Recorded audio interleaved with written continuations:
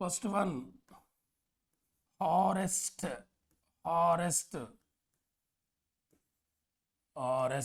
Kohler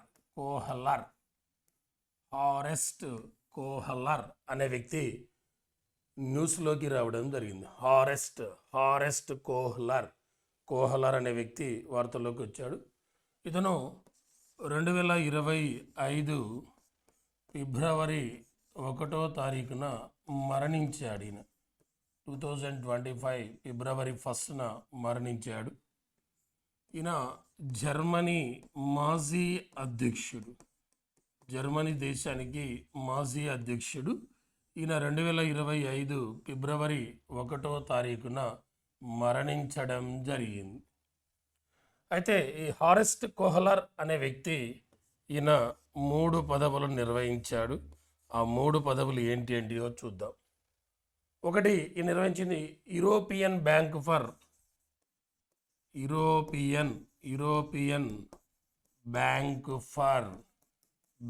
for reconstruction and development. European bank for reconstruction and development అధ్యక్షునిగా పనిచేశాడు. 1998 నుండి 2000 వరకు పనిచేశాడు. అలానే IMF ఎండీగా కూడా పనిచేశాడు. IMF ఎండీగా 2000 నుంచి 2004 వరకు పనిచేశాడు. ఆ తర్వాత 2004 నుంచి 2010 వరకు జర్మనీకి అధ్యక్షునిగా పనిచేశాడు. ఎవరు? హారెస్ట్ కోహ్లర్ అనే వ్యక్తి. ఒకటేమో European bank for reconstruction and development అధ్యక్షుడిగా 1998 నుండి 2000 వరకు పనిచేశాడు. European bank for reconstruction and డెవలప్మెంట్ను 1991లో ఏర్పాటు చేస్తే దీని ప్రధాన కార్యాలయం ఎక్కడుందనంటే లండన్లో ఉంది దీని ప్రధాన కార్యాలయం. ఆ తర్వాత రెండవది IMF ఎండీగా పనిచేశాడు. IMF ఎండీ ఎవరు? హారెస్ట్ కోహ్లర్. 2000 నుండి 2004 వరకు పనిచేశాడు. IMF అంటే ఇంటర్నేషనల్ మానిటరీ ఫండ్, అంతర్జాతీయ ద్రవ్యనిధి సంస్థ. దీన్ని 1944 జూలై 1న IMFను ఏర్పాటు చేయడం జరిగింది. ఆ IMF ప్రధాన కార్యాలయం ఎక్కడుందనంటే వాషింగ్టన్. వాషింగ్టన్లో ఉంది. ప్రజెంట్ IMF ఎండీగా పనిచేస్తుంది ఎవరంటే మేనేజింగ్ డైరెక్టర్గా ప్రజెంట్ క్రిస్టాలినా జార్జీవా పనిచేస్తుంది. ప్రజెంట్ IMF డిప్యూటీ ఎండీగా పనిచేస్తుంది Gita Gopinath present IMF deputy ఎండీగా పనిచేస్తుంది. అలానే ప్రజెంట్ IMF చీఫ్ ఎకనామిస్ట్గా పనిచేస్తుంది ఎవరంటే Pierre Olivier Gourinchas present IMF chief economist. అసలు IMF చీఫ్ ఎకనామిస్ట్గా పనిచేసిన ఇండియన్స్ ఇప్పటివరకు 2 ఉన్నారు. IMF చీఫ్ ఎకనామిస్ట్గా పనిచేసిన ఇండియన్స్. ఒక ఆయన రఘురామ్ రాజన్, ఇతను 23వ RBI గవర్నర్గా కూడా పనిచేశాడు. రెండో వ్యక్తి గీతా గోపీనాథ్. వీళ్ళిద్దరూ IMF చీఫ్ ఎకనామిస్ట్గా పనిచేసిన భారతీయులు అన్నట్టు. అంటే ఈ IMF గురించి ఎందుకు వచ్చింది మనకి ఇప్పుడు ఈ పాయింట్ అంటే, ఇటీవల ఒక జర్మనీ మాజీ అధ్యక్షుడు మరణించాడు. హారెస్ట్ కోహ్లర్ అనే వ్యక్తి ఫిబ్రవరి 1వ తారీఖున మరణించాడు. ఆయన 2004 నుంచి 2010 వరకు జర్మనీ అధ్యక్షునిగా పనిచేశాడు. ఆయన European bank for reconstruction and development అధ్యక్షునిగా కూడా పనిచేశాడు. ఆయన IMF ఎండీగా కూడా పనిచేశాడు. కాబట్టి ఆ IMF ఎప్పుడు ఏర్పాటు చేశారు, ప్రధాన కార్యాలయం ఎక్కడుంది, ఎండీ ఎవరు, డిప్యూటీ ఎండీ ఎవరు, చీఫ్ ఎకనామిస్ట్ ఎవరు, ఆ చీఫ్ ఎకనామిస్ట్గా పనిచేసిన ఇండియన్స్ ఎవరు అనే పాయింట్స్ మనం ఇప్పుడు చెప్పుకోవడం జరిగింది. మరి ఈయన జర్మనీ మాజీ అధ్యక్షుడు అన్నాం. ఈ జర్మనీ ప్రజెంట్ జర్మనీకి అధ్యక్షుడు ఉంటారు, జర్మనీకి ఛాన్సలర్ ఉంటారు. Germany chancellor Olaf Scholz Germany chancellor. అదే జర్మనీ అధ్యక్షుడు అయితే ఫ్రాంక్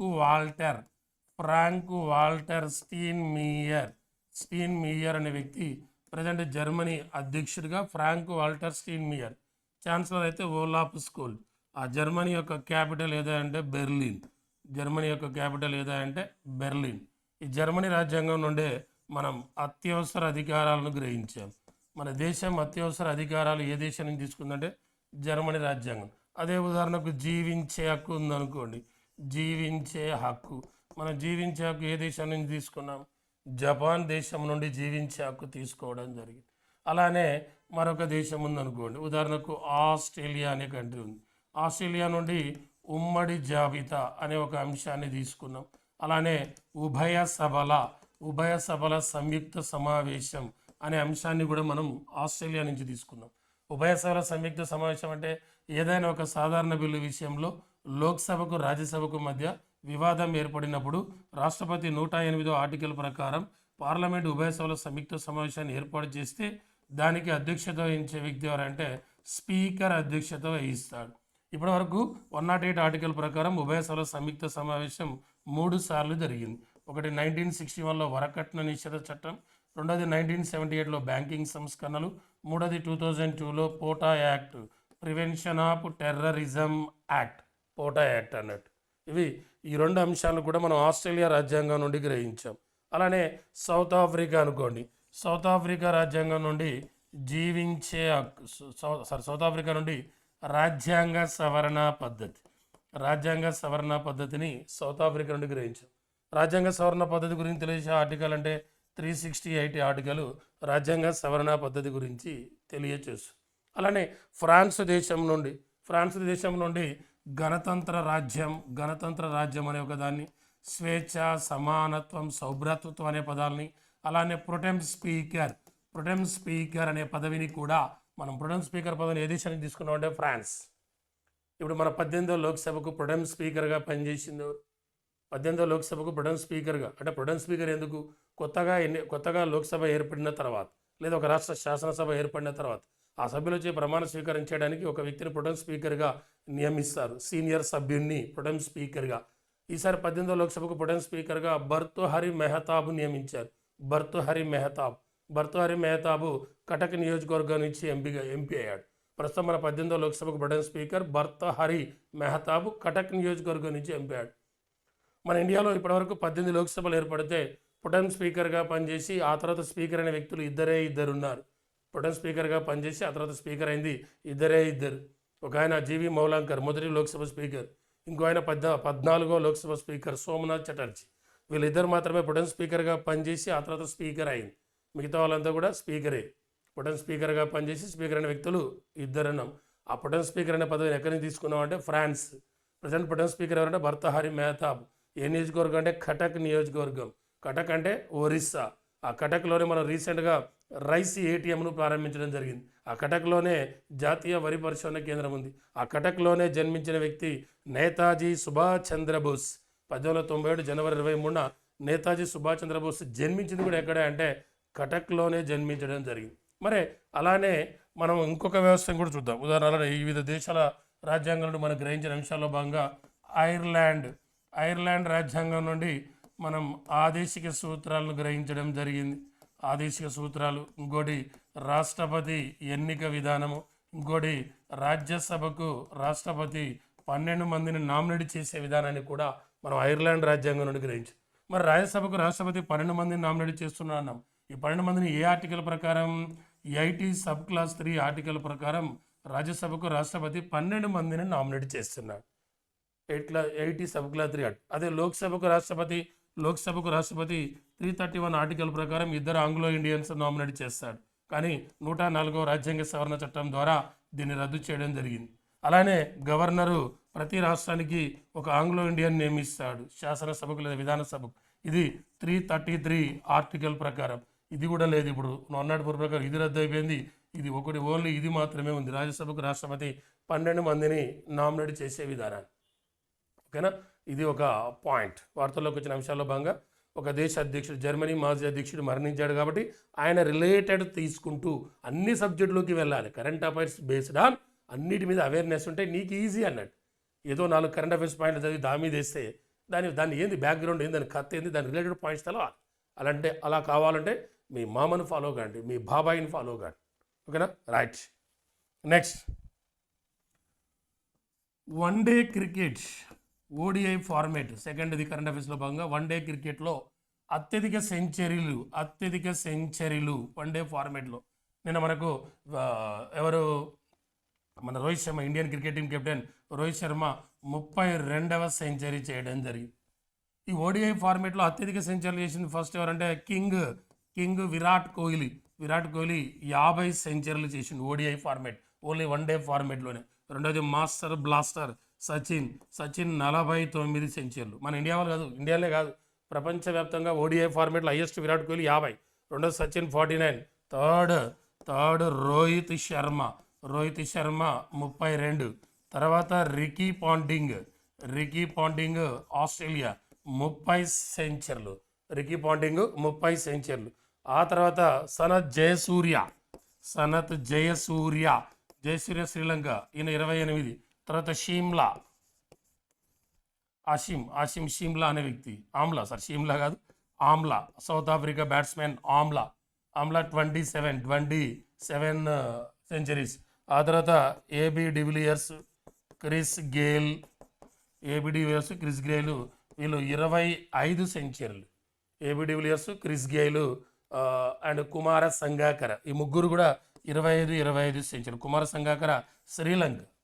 విరాట్ కోహ్లీ అయితే 50 సెంచరీలు. సచిన్ 49. రోహిత్ శర్మ 32 సెంచరీలు. Ricky Ponting Australia 30. Jayasuriya 28 Sri Lanka. Amla South Africa 27. AB de Villiers, Chris Gayle and Kumara Sangakkara 25 సెంచరీలు చేయడం జరిగింది. ఏ ఫార్మేట్ అంటే వన్ డే ఫార్మేట్లో చేయడం జరిగింది. అదే మన ఇండియా ఫస్ట్ ఓడిఐ మ్యాచ్ ఏ ఇయర్లో ఆడింది? 1974 జూలై 13వ తారీఖున India first one day match ఆడింది, ఓడిఐ మ్యాచ్.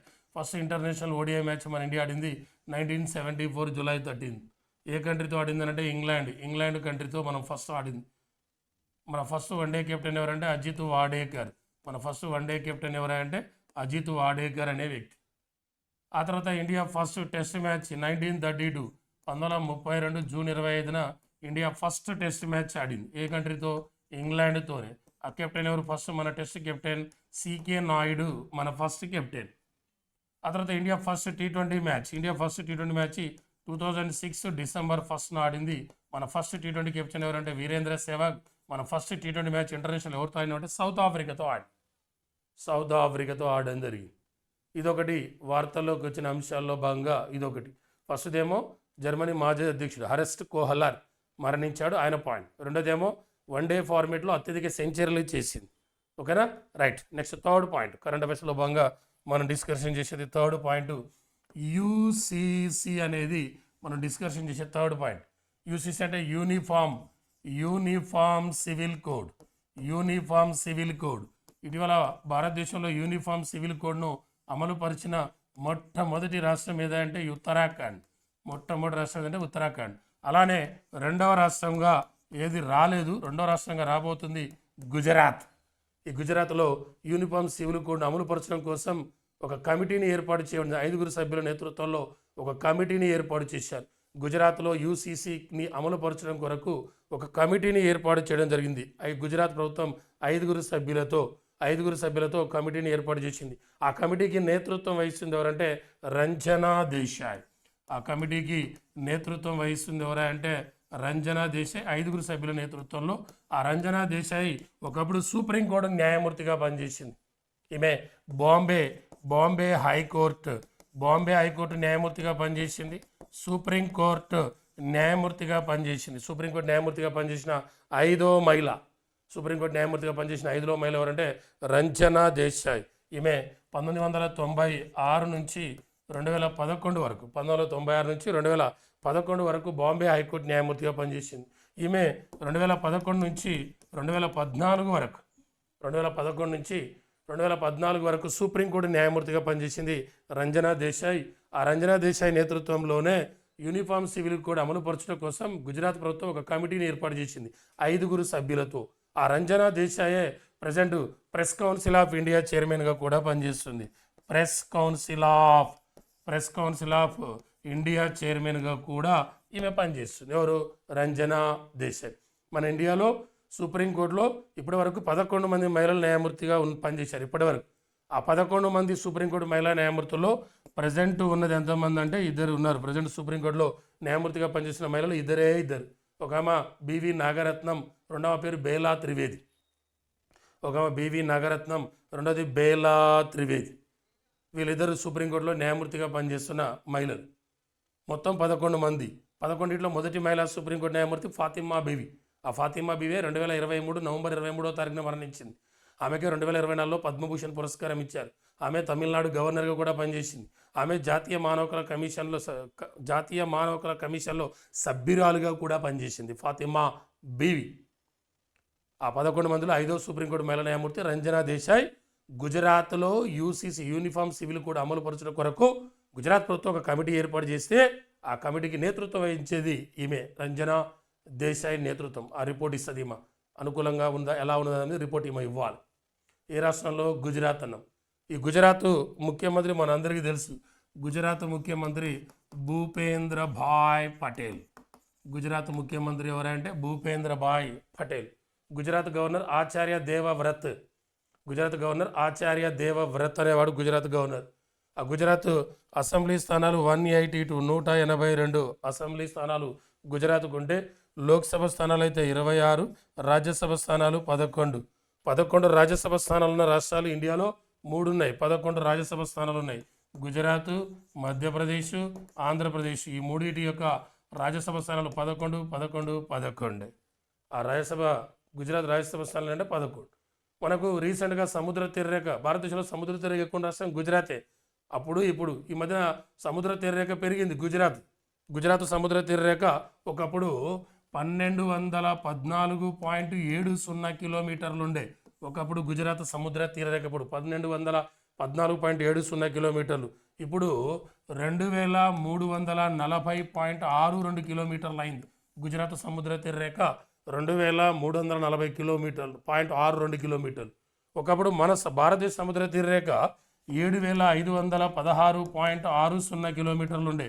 ఒకప్పుడు భారతదేశ సముద్ర తీరరేఖ పొడవు. ఇప్పుడు భారతదేశ సముద్ర తీరరేఖ పొడవు 11,098.81 కిలోమీటర్లు.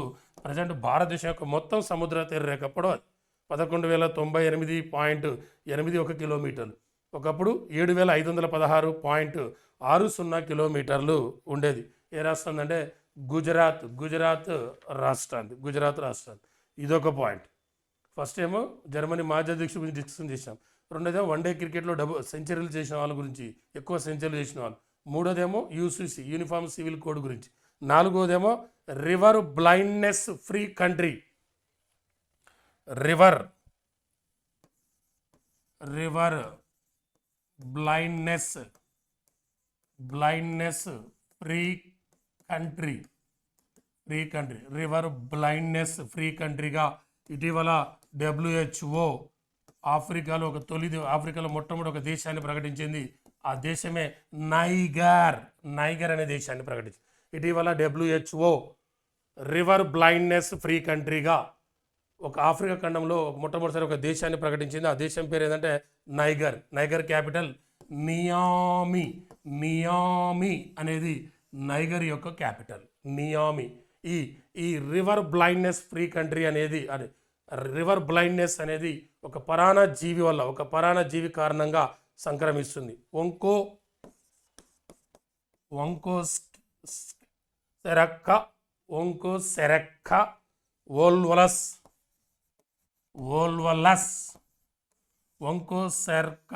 ఓల్వలస్ అనే పరాన్న జీవి వల్ల రివర్ బ్లైండ్నెస్ అనేది సంక్రమిస్తుంది. అంటే దీనివల్ల దురద, చర్మం కింద కణతులు ఏర్పడతాయి. దీనివల్ల ఇన్ఫెక్షన్ కారణంగా అంధత్వం వస్తుంది. దురద, చర్మం కింద కణతులు ఏర్పడతాయి. ఈ ఇన్ఫెక్షన్ కారణంగా అంధత్వం అనేది వస్తుంది. ఈ రివర్ బ్లైండ్నెస్ ఫ్రీ కంట్రీగా WHO ఇటీవల ఆఫ్రికాలో తొలి దేశం నైగర్ను ప్రకటించింది. ఆ నైగర్ యొక్క క్యాపిటల్ ఏదంటే నియామి అనేది నైగర్ యొక్క క్యాపిటల్. మరి WHO అనే సంస్థ ఇటీవల మలేరియా రహిత దేశాలుగా రీసెంట్గా జార్జియాను ప్రకటించింది. ఆ తర్వాత ఈజిప్టును ప్రకటించింది రీసెంట్గా. అలానే WHO కుష్టి వ్యాధి నిర్మూలించిన దేశంగా, ప్రపంచంలోనే మొట్టమొదటి దేశంగా జోర్డాన్ను ప్రకటించింది. అదే WHO రీసెంట్గా ట్రకోమా వ్యాధి నిర్మూలించిన దేశంగా భారత్ను ప్రకటించింది. ఇప్పుడు ఇది రివర్ బ్లైండ్నెస్ ఫ్రీ కంట్రీగా WHO ఏ దేశాన్ని ప్రకటించారంటే నైగర్ అనే దేశాన్ని ప్రకటించింది. డబ్ల్యూహెచ్ఓ అంటే మనందరికీ తెలుసు వరల్డ్ హెల్త్ ఆర్గనైజేషన్. డబ్ల్యూహెచ్ఓ ప్రధాన కార్యాలయం ఎక్కడ ఉందంటే జెనీవా ఏ దేశం అంటే స్విట్జర్లాండ్. వరల్డ్ హెల్త్ డే అంటే ఏప్రిల్ 7, వరల్డ్ హెల్త్ డే అనేది ఏప్రిల్ 7. ఓకేనా, రైట్, ఇదొక పాయింట్. నెక్స్ట్ మరొకటి వార్తల్లోకి వచ్చిన అంశము బెల్జియం అనే దేశం. ఈ బెల్జియం దేశం ప్రధానమంత్రిగా ఒక కొత్త పర్సన్ రావడం జరిగింది. బెల్జియం ప్రధానమంత్రిగా ఒక కొత్త పర్సన్ వచ్చాడు రీసెంట్గా, బెల్జియం ప్రైమ్ మినిస్టర్. ఆ బెల్జియం ప్రధానమంత్రికి వచ్చిన వ్యక్తి బార్ట్ డి వేవర్ అనేవాడు. Bart De Wever, Bart De Wever. Belgium 2025 ఫిబ్రవరి 3వ తారీఖున బెల్జియం నూతన ప్రధానమంత్రిగా బార్ట్ డి వేవర్ అనే వ్యక్తి బాధ్యతలు స్వీకరించాడు. ఇతను న్యూ ఫ్లెమిష్ అలయన్స్ పార్టీకి చెందినవాడు. న్యూ ఫ్లెమిష్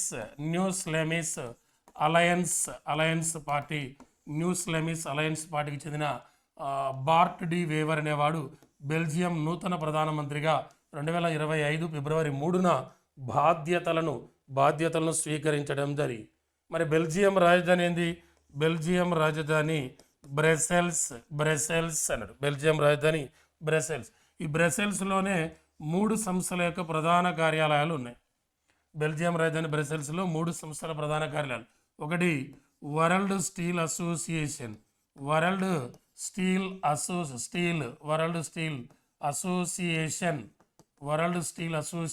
ప్రధాన కార్యాలయం ఎక్కడుందంటే బెల్జియం రాజధాని బ్రసెల్స్. ఆ తర్వాత యూరోపియన్ యూనియన్ ప్రధాన కార్యాలయం. ఆ తర్వాత NATO NATO North Atlantic Treaty Organisation. ఈ 3 ప్రధాన కార్యాలయం ఎక్కడుందంటే బెల్జియం రాజధాని బ్రసెల్స్.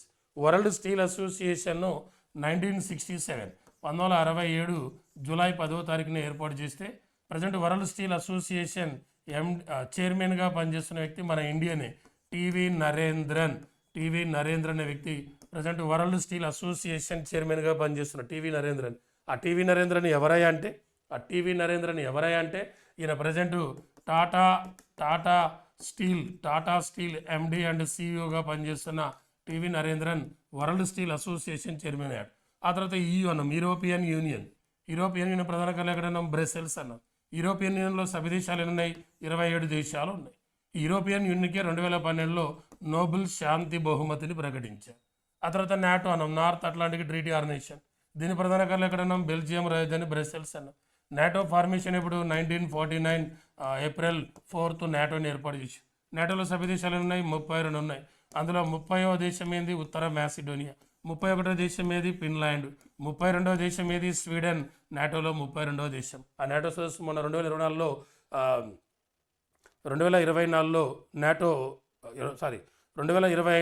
నాటో సదస్సు అనేది ఎక్కడ జరగబోతుందంటే నెదర్లాండ్స్లోని ది హేగ్ అనే నగరంలో జరగబోతుంది. ఏ సదస్సు? NATO means North Atlantic Treaty Organisation. ఓకేనా, రైట్. నెక్స్ట్ మరొకటి కరెంట్ అఫైర్స్లో భాగంగా భోపాల్కి సంబంధించిన పాయింట్ చూద్దాం. భోపాల్కి సంబంధించిన పాయింట్. మధ్యప్రదేశ్ రాజధాని భోపాల్ సంఘటన ఏంటంటే అన్ని బహిరంగ ప్రదేశాల్లో భిక్షాటనపై నిషేధం అమలు చేసిన రెండవ నగరం. అన్ని బహిరంగ ప్రదేశాల్లో భిక్షాటన నిషేధించిన రెండవ నగరం ఏదంటే భోపాల్. మొదటి నగరం ఏదంటే ఇండోర్. ఫస్ట్ అయితేనేమో భోపాల్, రెండోది అయితేనేమో ఇండోర్, రెండోది భోపాల్. అన్ని బహిరంగ ప్రదేశాల్లో భిక్షాటన నిషేధించిన రెండవ నగరం భోపాల్. మొదటిదైతే ఇండోర్. అలానే ఈ మధ్యప్రదేశ్లో రీసెంట్గా ఇంకొక అంశం కూడా వార్తల్లోకి వచ్చింది. భారతదేశంలో మొట్టమొదటి తెల్ల పులుల బ్రీడింగ్ సెంటర్ను మధ్యప్రదేశ్లోని రేవాలో ప్రారంభించడం జరిగింది. మధ్యప్రదేశ్కి సంబంధించి ఒకటేమో అన్ని బహిరంగ ప్రదేశాల్లో భిక్షాటన నిషేధించిన మొదటి నగరం ఇండోర్, రెండవ నగరం భోపాల్. భారతదేశంలో మొట్టమొదటి తెల్ల పులుల బ్రీడింగ్ సెంటర్ను ప్రారంభించింది ఎక్కడంటే మధ్యప్రదేశ్లోని రేవాలో ప్రారంభించడం జరిగింది. మరి మధ్యప్రదేశ్ రాజధాని ఏంది? భోపాల్ మధ్యప్రదేశ్ రాజధాని. మధ్యప్రదేశ్లో అతిపెద్ద నగరం ఏది? ఇండోర్. మధ్యప్రదేశ్లో మధ్యప్రదేశ్ హైకోర్టు ఎక్కడ ఉంది? జబల్పూర్లో ఉంది. జబల్పూర్. మధ్యప్రదేశ్ ముఖ్యమంత్రి ఎవరు? మోహన్ యాదవ్. గవర్నర్ ఎవరు? Mangubhai C Patel. Madhya Pradesh governor Mangubhai C Patel. ముఖ్యమంత్రి అయితే మోహన్ యాదవ్. మధ్యప్రదేశ్ యొక్క అసెంబ్లీ స్థానాలు 230, లోక్సభ స్థానాలు 29, రాజ్యసభ అయితే 11. అసెంబ్లీ 230, లోక్సభ 29, రాజ్యసభ అయితే 11. భారతదేశంలో అతిపెద్ద భూపరిష్ట దేశం ఏంటంటే మధ్యప్రదేశ్. Landlocked state. ఇండియాలో లార్జెస్ట్ ల్యాండ్ లాక్డ్ స్టేట్ అంటే మధ్యప్రదేశ్. అది చిన్నదంటే హర్యానా. ఇండియాలో మొత్తం భూపరిష్ట రాష్ట్రాలు ఎన్ని ఉన్నాయి? ఇండియాలో మొత్తం 5 భూపరిష్ట రాష్ట్రాలు ఉన్నాయి. మధ్యప్రదేశ్, హర్యానా, ఛత్తీస్గఢ్, జార్ఖండ్, తెలంగాణ. ప్రపంచంలో అతిపెద్ద భూపరిష్ట దేశం అంటే కజకిస్తాన్. రెండవ అతిపెద్ద భూపరిష్ట దేశం అంటే మంగోలియా. భారత్ మంగోలియా దేశాల మధ్య నిర్వహించే సైనిక విన్యాసాలనే నొమాడిక్ ఎలిఫెంట్ అంటాం. భారత్ మంగోలియా దేశాలకు కలిసి నిర్వహించే సైనిక విన్యాసాలు నొమాడిక్ ఎలిఫెంట్ అంటే ఏనుగు. International elephant day August 12. Elephant project start చేసింది ఎప్పుడు? 1992. ఇండియాలోని ఎలిఫెంట్ ప్రాజెక్టులన్నీ 33. 33 ఎలిఫెంట్ ప్రాజెక్ట్ ఏది? టెరాయ్. టెరాయ్ ఎక్కడుంది? ఉత్తరప్రదేశ్.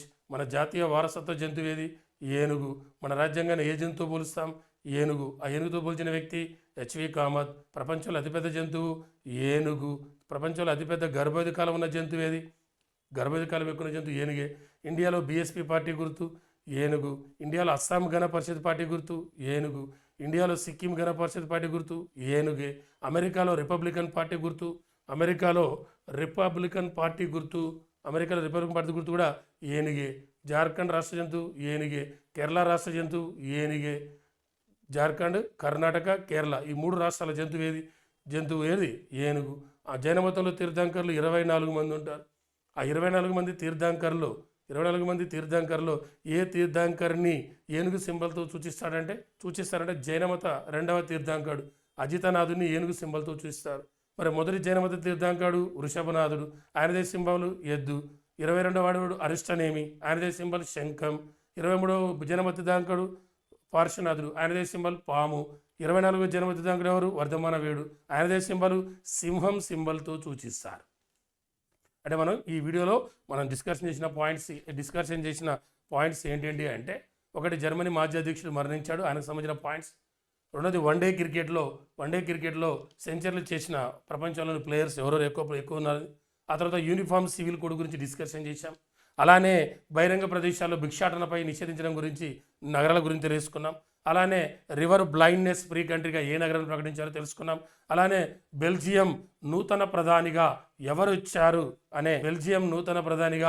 ఎవరొచ్చారనే అంశాల గురించి కూడా మనం డిస్కషన్ చేయడం జరిగింది. అందరూ కూడా ఈ వీడియోని లైక్ చేయండి, షేర్ చేయండి, కామెంట్ చేయండి. మన యూట్యూబ్ ఛానల్ అందరూ కూడా ఫాలో కాండి. జై హింద్.